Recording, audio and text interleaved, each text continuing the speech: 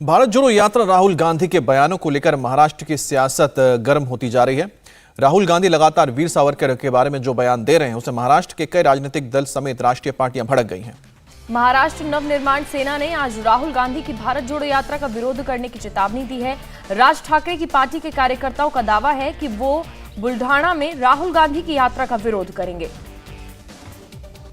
MNS के 1000 कार्यकर्ता आज यात्रा के दौरान विरोध प्रदर्शन करेंगे और इस बीच राहुल गांधी के सावरकर पर दिए हुए बयान को लेकर महाराष्ट्र के दूसरे शहरों में भी प्रदर्शन शुरू हो गया है।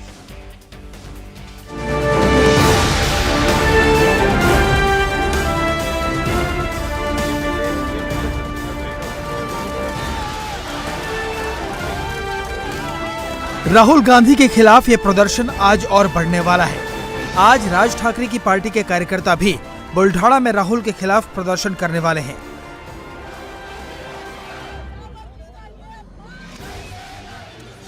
ये सिर्फ एक छोटे से बेडरूम से मशरूम की खेती करके महीने का 50,000 कमा रही हैं। मशरूम खेती सीखनी है तो फ्रीडम ऐप को अभी डाउनलोड कीजिए। तमिलनाडु से शुरू हुई राहुल की भारत जोड़ो यात्रा ने महाराष्ट्र में पहुंचते ही सियासत को सुलगा दिया है और उसकी वजह है राहुल गांधी का वीर सावरकर पर निशाना। राहुल गांधी ने वीर सावरकर पर कई आरोप लगाए। माफी की मांग हुई तो अड़ गए। चिट्ठी दिखाकर अपने दावे को और मजबूत करने लगे। कहा जो कहा सही कहा।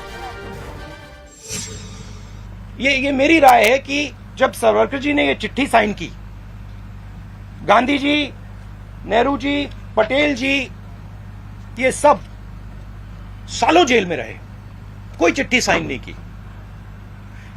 मेरी थिंकिंग है कि जब सावरकर जी ने इस कागज पे साइन किया, उसका कारण क्या था?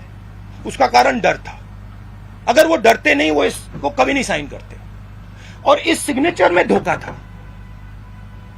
जब उन्होंने ये साइन किया, वो हिंदुस्तान के जो सब नेता थे, महात्मा गांधी, सरदार पटेल, उन सबको उन्होंने धोखा किया और उन्होंने उनको कहा कि देखो तुम गलत कर रहे हो, तुम्हें भी साइन कर देना चाहिए। जिस प्रकार की भाषा का प्रयोग राहुल गांधी जी ने अपने भारत जोड़ो यात्रा में वीर सावरकर जी के लिए महाराष्ट्र में प्रयोग किए हैं, वो बहुत ही अशोभनीय है, अक्षम्य है ये। और खुद इंदिरा गांधी जी ने जिस प्रकार से महिमा मंडन करते हुए वीर सावरकर जी की स्तुति में चिट्ठी लिखी थी, वह भी आज भारत के आर्काइव में मौजूद है। कौन बड़ा नेता है? गांधी परिवार बताए, इंदिरा गांधी सच बोल रही थी या ये राहुल गांधी सच बोल रहे हैं?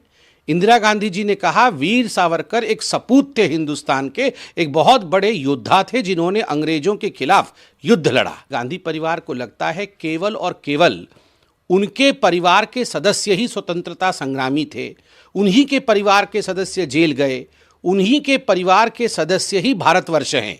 उनके परिवार से बाहर भारतवर्ष का कोई अर्थ नहीं है।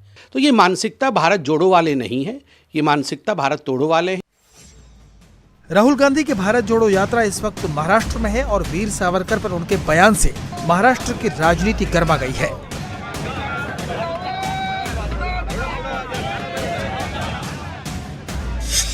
राहुल के खिलाफ एफआईआर दर्ज हो गई है। एकनाथ शिंदे कैबिनेट ने राहुल के खिलाफ निंदा प्रस्ताव पारित कर दिया है।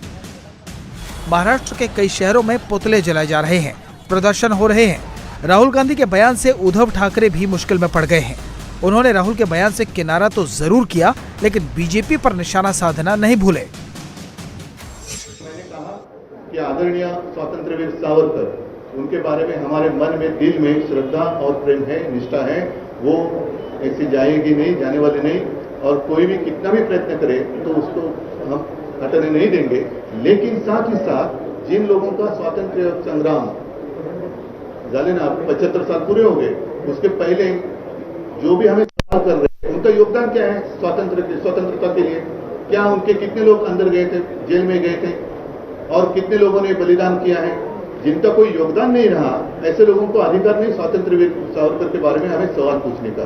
साथ ही साथ मैं ये बात कहना चाहता हूँ, सावरकर जी और बहुत सारे क्रांतिकारी हो गए जिन्होंने अपना जो शहीद हो गए, जेल गए, लेकिन उन्होंने जो हमें आजादी दी, उस आजादी की रक्षा के लिए हम और कांग्रेस इकट्ठा आएंगे। क्या सवाल पूछने आपको?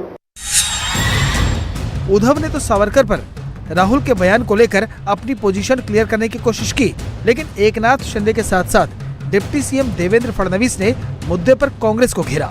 फडणवीस ने कहा कि राहुल गांधी को क्या मालूम कि सावरकर कौन है। ये वीर सावरकर के खिलाफ जो कुछ कहते हैं, कोई तो उन्हें लिखकर देता होगा। राहुल गांधी को सावरकर का स भी मालूम नहीं है, लिखा हुआ पढ़ते हैं। कहते हैं कि 3-4 साल वो जेल में रहे। अरे इनको ये भी मालूम नहीं कि कितने वर्ष वो जेल में रहे और वो कैसे थे। इसलिए मुझे लगता है कि सही मायनों में सही तरह से जवाब देना चाहिए और वो जवाब हम देंगे, ये विश्वास मैं आपको दिलाता हूँ। ये सिर्फ एक छोटे से बेडरूम से मशरूम की खेती करके महीने का 50,000 कमा रही हैं। मशरूम खेती सीखनी है तो फ्रीडम ऐप को अभी डाउनलोड कीजिए। राहुल के बयान पर वीर सावरकर का परिवार भी नाराज है। सावरकर के पोते रंजीत सावरकर ने मुंबई के शिवाजी पार्क पुलिस स्टेशन में राहुल गांधी के खिलाफ शिकायत दर्ज करवाई। और ये फैक्ट है कि सावरकर जी 14 साल जेल में रहे।